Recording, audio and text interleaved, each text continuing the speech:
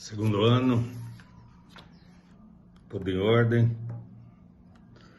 Agora, em História, nós vamos continuar estudando esse período, que mais um período horrível, né, da história da humanidade, mas que é real.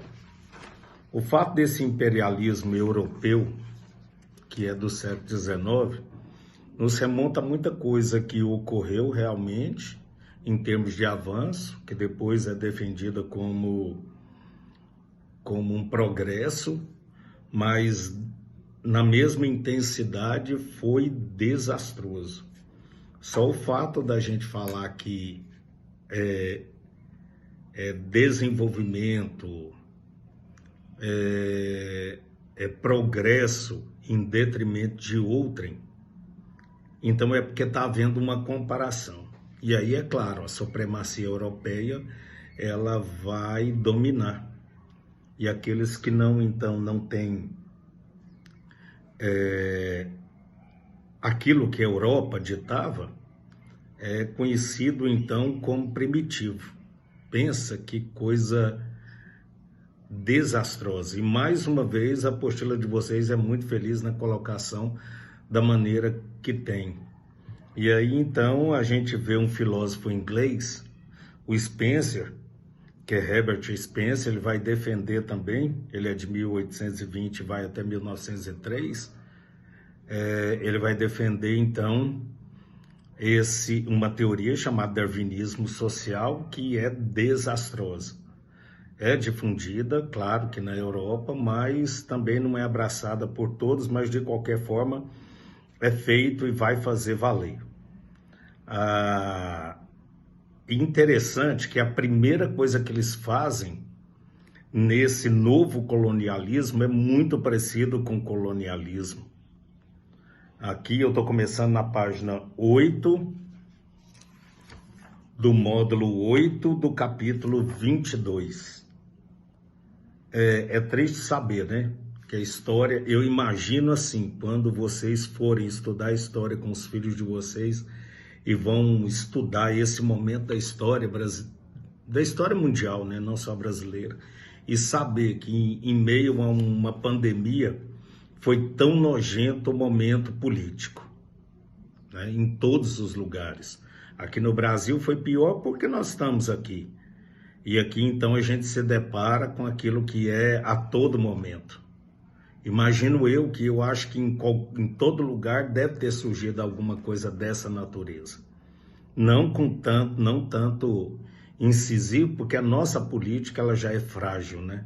Ela já é de uma maneira bem, na sua grande maioria, não vou totalizar, mas na sua grande maioria ela é muito ruim.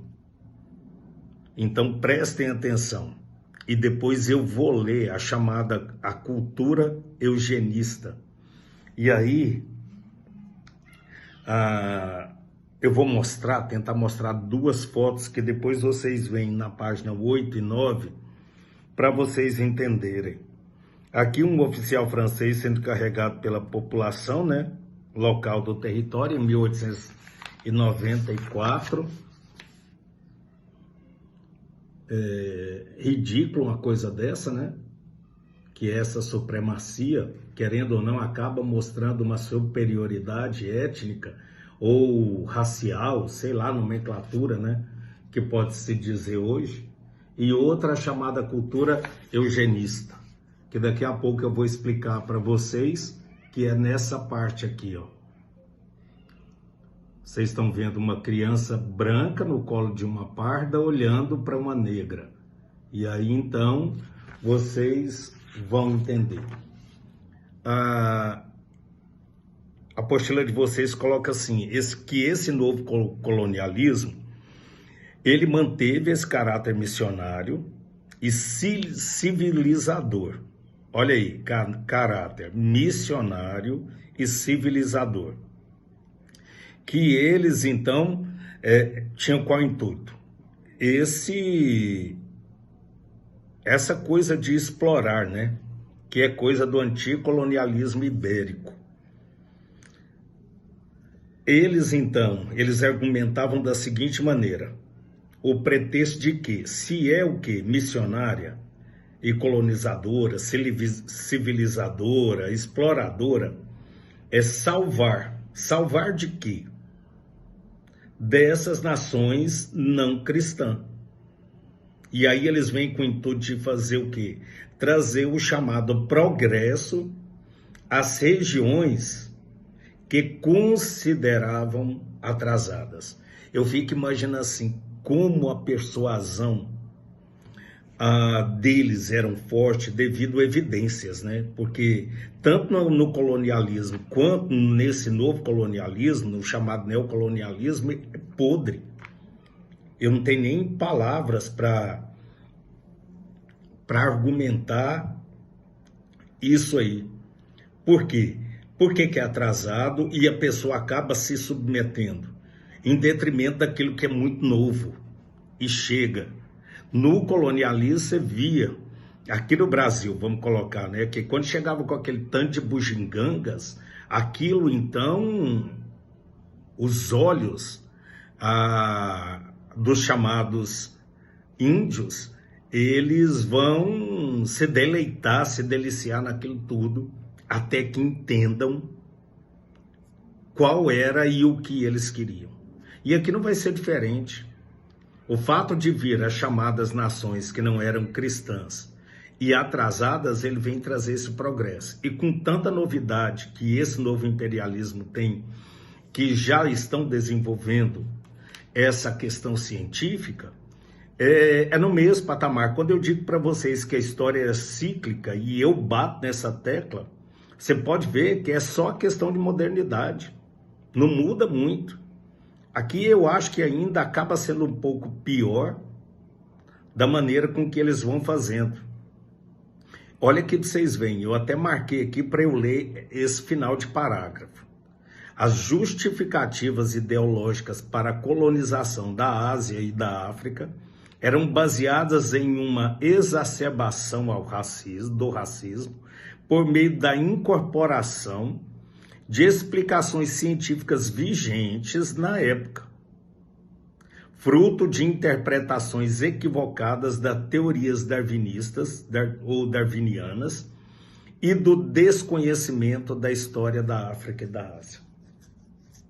É claro que isso aí acaba sendo o quê? É o chamado depois etnocentrismo, o velho etnocentrismo.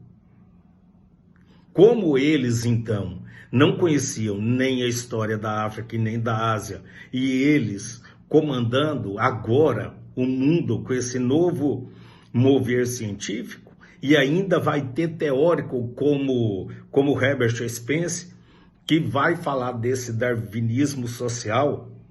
Não esqueça, porque isso aí também é questão de prova, cai essa bobajaiada aí, dá até raiva, mas cai desse darwinismo social. Olha para você ver o que era isso. Olha como que esse homem vai desenvolver a sua teoria. Tomando como base, Herbert Spencer, tomando como base os estudos de Darwin, de Charles Darwin, Spencer procurou justificar a seleção natural dos ricos e a supremacia dos brancos europeus como resultado da vitória dos mais aptos na luta pela sobrevivência. Teoria conhecida como darwinismo social. É chocante uma coisa dessa, saber que uma pessoa que ela vai desenvolver uma teoria baseada nisso. Por quê? Porque ele via então o quê? Se o branco ele conseguiu uma coisa dessa natureza com todo o trabalho científico, isso é uma questão de quê? De desenvolvimento, assim como Darwin falava. Então é o quê? É aquilo que é baseado na teoria de Darwin. Essa mudança que vai acontecendo, então é o quê? Ele, o branco, ele é agora superior às outras etnias. E aí, por isso que é o quê? E eles são aptos na luta pela sobrevivência. É chocante, né? Saber que a gente tem que... Ainda foi desenvolvido e acabou todo mundo na época, mesmo sem dar muita atenção, mas ainda assim teve adeptos, como depois isso foi propagado. Olha aqui, ó, considerado o criador do darwinismo social, Spencer cunhou a expressão sobrevivência do mais apto, frequentemente atribuída a Darwin, que justificava a dominação legítima do seu ponto de vista, isso aí segundo ele era legítimo, dos europeus pelo fato de constituírem raças superiores. Essas ideias, como diz aqui, não encontram muito respaldo científico, ainda que seja e foram difundidas. Por quê? Porque é fácil eu abraçar uma coisa dessa natureza. Não, vamos apoiar esse cara está defendendo aquilo que nós precisamos. Então eu arrumo isso o quê? Como justificativa para fazer o que eu estou fazendo. É doente, né? Mas é uma coisa que ocorreu. E aí então, os colonizadores portugueses e espanhóis negociavam com árabes, chineses e líderes africanos. E olha aqui, ó, tem uma parte aqui que eles falam assim, ó. Esse fato pode ser... antes. O Império Português, por exemplo,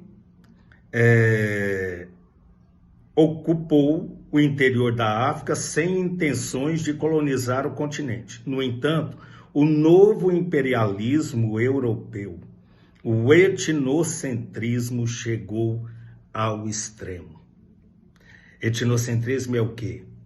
É o ego maior, eu no centro. Então eu sou melhor, aquela visão que altiva, eu olho de cima para baixo, como eu sempre falei isso para vocês. Aí, e olha aqui, ó, colocava os ocidentais como modelo de progresso social e civilização, e os demais como primitivos ou bárbaros. Povos atrasados que não conheciam tecnologias como a da fotografia, da máquina a vapor, da navegação aérea e da eletricidade. Aí é considerado o quê? Primitivo, bárbaro. A partir de quê? Dessa visão etnocêntrica. E ainda com o darwinismo social, apoiado por Herbert Spencer. E isso aí é terrível, saber como que foi esse novo colonialismo. E agora é desenvolvida, isso aqui então é chocante saber que teve isso. Prestem atenção, para eu terminar. A cultura eugenista. As teorias raciais que circulavam na Europa chegaram ao Brasil no século XIX e alimentaram a ideologia eugenista, cujo foco era a pesquisa do aprimoramento, prestem atenção, a pesquisa do aprimoramento genético da espécie humana, sobretudo por meio de cruzamentos seletivos, dando origem a um projeto de quê? Embranquecimento da população brasileira por meio de miscigenação, relacionada inclusive ao contexto do incentivo à imigração europeia ao Brasil a partir do século XIX. A Redenção de Can, que é essa obra que eu mostrei para vocês, obra do artista espanhol de 1895, é uma representação simbólica dessa ideia de branqueamento.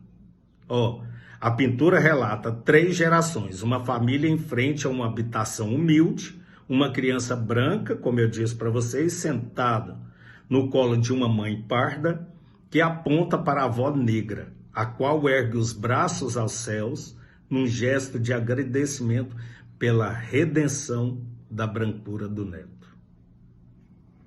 Tem mais nem o que falar, né? Que loucura, que parte horrível da história, né? Mas é bom para a gente refletir. Como eu falei que a história ela é cíclica, a gente vai acabar se esbarrando, não às vezes num quesito dessa maneira, mas em detrimento dessa modernidade, em alguma coisa que é a supremacia aí da terceira, quarta Revolução Industrial, que vai aí fazendo uma seleção e colocando um abismo em quem tem e quem não tem. Um beijo e até a live amanhã.